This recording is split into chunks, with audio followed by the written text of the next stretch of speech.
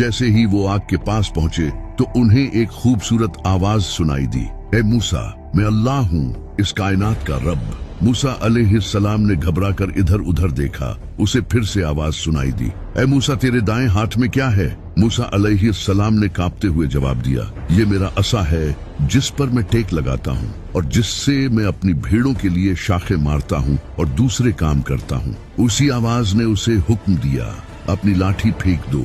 उन्होंने ऐसा ही किया और फौरन ही लाठी सांप बन गई। मूसा अलैहिस्सलाम भागने के लिए मुड़े, लेकिन आवाज ने दोबारा उसे कहा, डरो नहीं और इसे पकड़ो, हम इसे इसकी पहली हालत में लौटा देंगे। सांप वापस अपनी लाठी में बदल गया। मूसा अलैहिस्सलाम का डर खत्म हो गया, क्योंकि उन्होंने महसूस किया कि वो हक की गवाही दे रहे हैं। यहाँ गौर करने वाली बात ये है कि पहले अल्लाह ने हजरत मूसा अलैहिस्सलाम को उस छड़ी के फायदे याद दिलाए और फिर उसे कहा फेंक दो।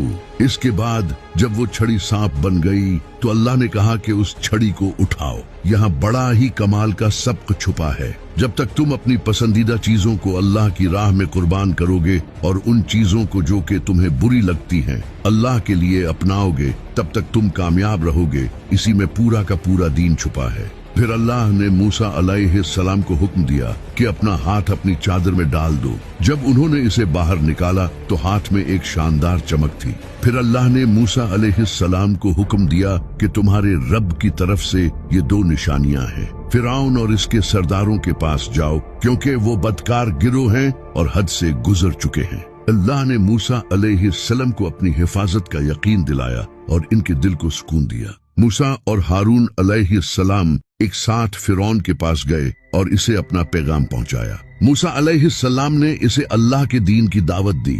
फिरौन ने सोचा कि मूसा पागल है जो इसने मुझ जैसे इंसान के सामने बात करने की जुर्रत की। फिरौन ने पूछा, तुम क्या चाहते हो? मूसा अलैहिस्सलाम ने जवाब दिया, मैं चाहता हूँ कि तुम बनी इसराइल को हमारे साथ भेज दो। फिरौन ने पूछा कि मैं इनको क्यों भेजूं? ये मेरे गुलाम हैं। मूसा अलैहिस्सलाम ने जवाब दिया, ये अल्लाह के बंदे हैं। फिरौन ने मूसा और हारून अलैहिस्सलाम को हिरासत में ले लिया और इसने दुनिया के बेहतरीन जादूगरों को इकट्ठा किया और मूसा अलैहिस्सलाम और जादूगरों के दरमियान एक मुकाबला करने की तैयारियां शुरू कर दी।